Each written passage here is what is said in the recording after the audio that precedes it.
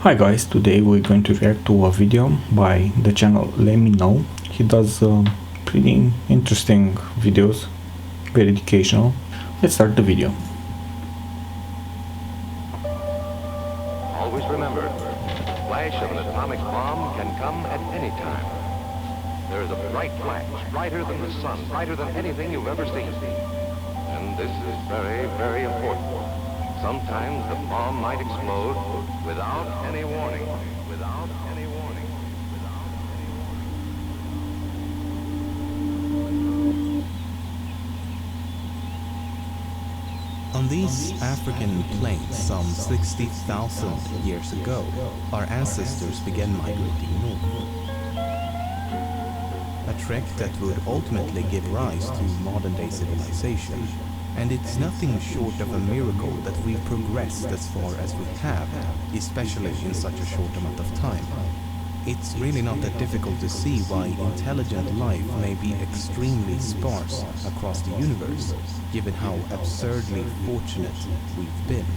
So many things could have gone wrong along the way, and so many times it almost did.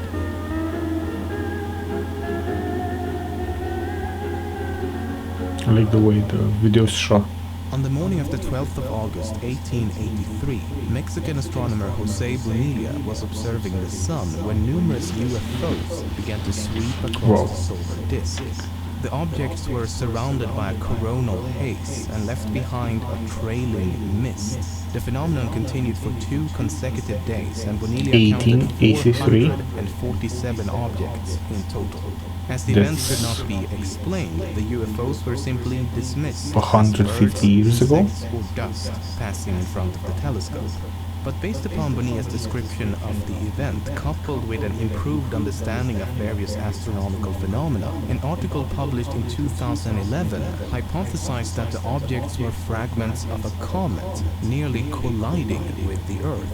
The only bodies in the solar system that leave trails and are surrounded by a bright haze are comets. And much like this comet observed in 2006, we now know that fragmentation is a frequent occurrence. It is estimated that the comet broke into more than 3,200 fragments ranging in size between 50 and 1,000 meters in diameter and sailed past the Earth at a distance of no more than a few thousand kilometers. Had only one of these fragments struck the planet, it could have resulted in millions of casualties.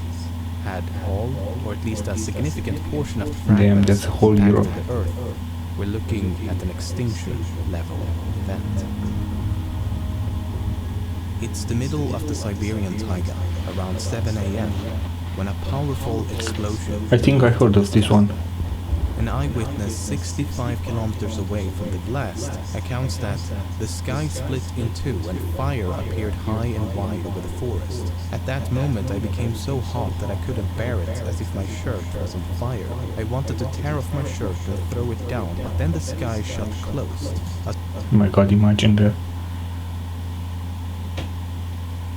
Strong thump sounded and I was thrown a few meters. 2 decades later, in 1927, the first expedition to the blast site captured this footage. Some 2,000 square kilometers of forest, some 80 million trees in total, had been completely flattened by the event. The broad consensus is that an asteroid less than 200 meters wide exploded a few kilometers above ground and produced a fireball 200 meters. demonstrated in this simulation. Oh my god. Transposed over New York City, its destructive power becomes a lot more apparent. This one's a little bit harder to say. The one that over Tunguska, the one that was slightly larger, had that happened over a city, let's say New York City, we would have 7 million casualties. At least, whatever the population of New York City is, they would be gone. Really?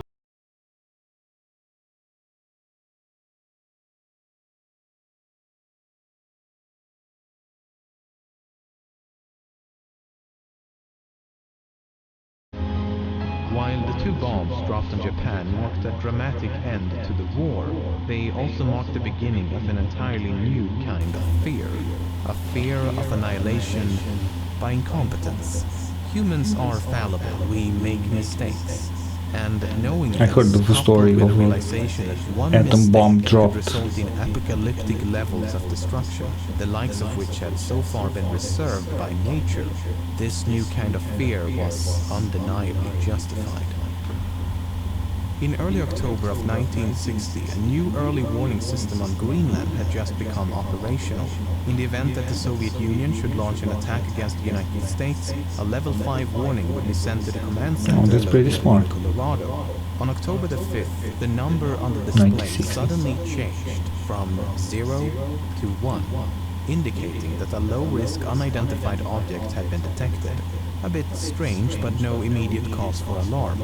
But then the number continued to climb until a level 5 warning was issued, meaning that long-range missiles would strike the United States in less than 20 minutes.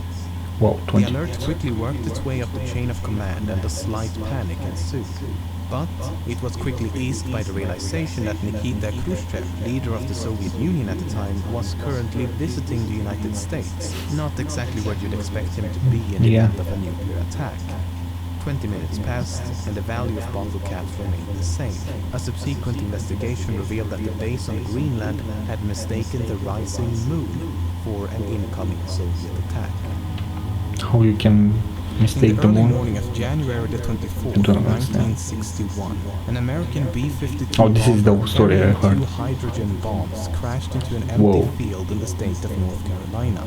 Officials quickly issued a report 2 stating that atomic there bombs. was no cause for alarm and that there was no danger of a nuclear explosion or radiation. However, declassified documents released in 2013 revealed that one of the 2 bombs actually came extremely close to a full-scale detonation. Oh my 3 out of 4 safety switches erroneously activated upon impact with the ground, and the slight separation of 2 wires was the only thing standing in the way of a nuclear explosion. Had this 3.8 megaton bomb detonated, and had the wind conditions been just right, the radioactive fallout could have reached as far as Washington, Philadelphia, and even New York. In the early 1960s, tensions between the US and the Soviet Union is strained to the breaking point and culminated in a situation known as the Cuban Missile Crisis. It is perhaps the closest we've ever come to committing homicide. The short version is that the US installed nuclear missiles near the Soviet Union, specifically in Turkey. That seems so fair. In response, the Soviet Union installed nuclear missiles near the United States, specifically in Cuba. The US would have They did none the of same. that. Hey, you can't do that. Only we are allowed to do that, said the United States. I don't know what you're talking about, the Soviet Union replied. I'm paraphrasing, of course, as these were classified communications. Yeah, While the really. impasse in and of itself came extremely close to disaster, one specific event stands out. After the US imposed a blockade to prevent the Soviet Union from exporting even more missiles to Cuba, a Soviet submarine was detected near Cuban shores. In an attempt to force the submarine to surface so that they could have a friendly chat, multiple US naval destroyers dropped low-intensity explosives to signal the submarine to surface. That's a signal. However, the captain of the submarine You drop bombs misinterpreted to this as an make them to attack surface. and ordered his men to retaliate Oh my against God, one of they the thought they were destroyers bombing by them. launching a nuclear-armed torpedo. Fortunately, one of the 2 senior officers aboard disagreed with the captain's decision and eventually managed to convince him that they should instead surface and await orders from Moscow. And that's exactly what Thank they God did, and thus he was in his right mind. had to be scheduled. We can drop On May the bombs on 23rd, 1967, in the water all of to the make them early warning resurface. systems across This the is United States a strange ceased to concept. function. In fact, all manner of military communications and radar technology malfunctioned simultaneously, and it was interpreted as intentional jamming by the Soviets. Bomber planes immediately scrambled and prepared to launch an attack. But as luck would have it, just a few years prior, a branch of the US military had begun observing solar activity and its effect on the Earth. And on this day, 1967, the sun had ejected a powerful solar storm that struck the planet and knocked out military defenses and other equipment. Had a project for something as unrelated as studying the sun been delayed for just a few years, no one could have explained this nationwide interference in time to prevent World War III. There was a solar storm a few years ago, last year or a few years ago, nearly hit us. I think we were missed. I don't remember, but very small. In the mid-1980s, squadrons of US aircrafts would often fly straight towards Soviet airspace, thus triggering their early warning systems only to turn around at the very last moment, a form of psychological warfare that kept the Soviets on edge for an attack. In the early hours of September the 26th, 1983, the command center just outside Moscow was awoken by the sound of an alarm.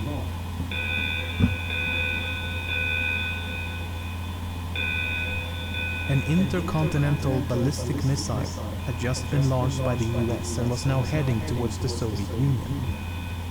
In the event of a nuclear attack by the Americans, it was standard procedure to launch an immediate counterattack.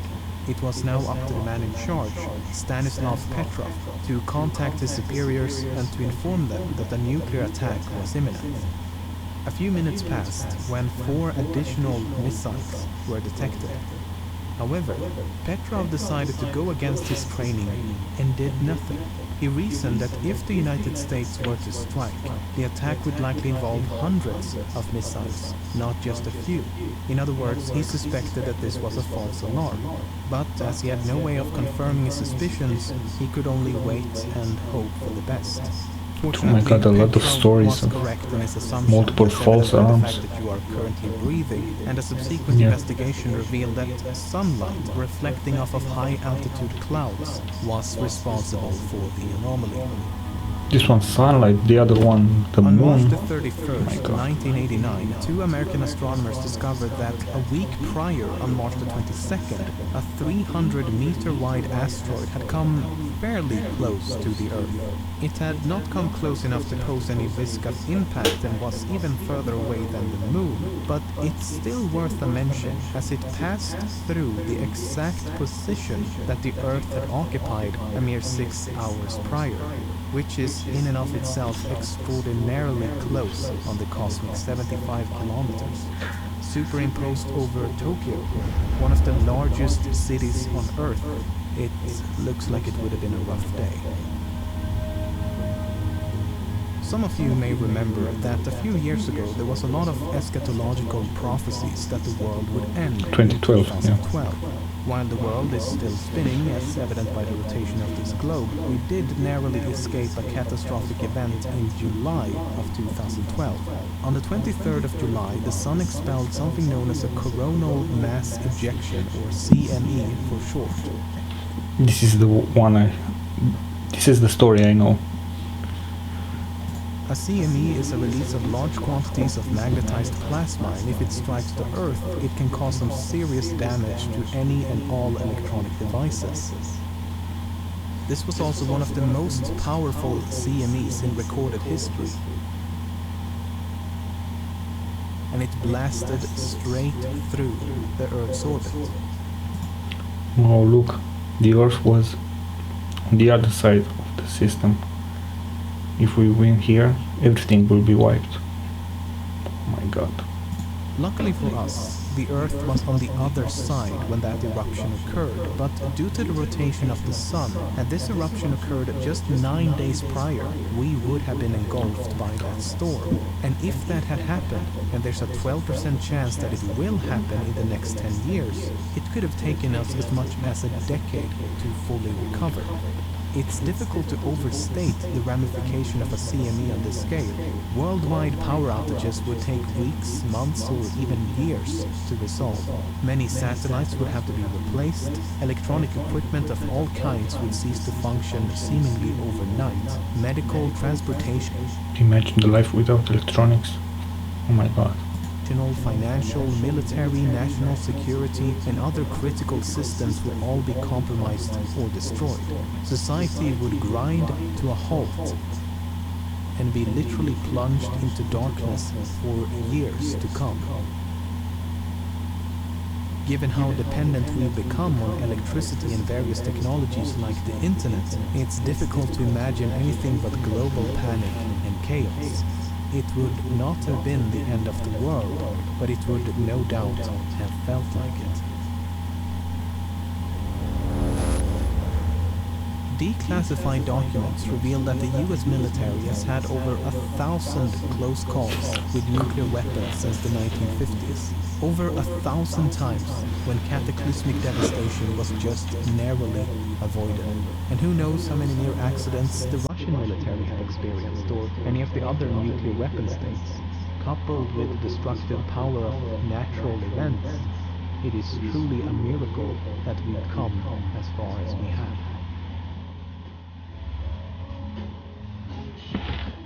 It was amazing documentary. I like this guy. If you have any more documentaries you can recommend, leave them in the comments. Thanks for the watch, and we'll see you next time.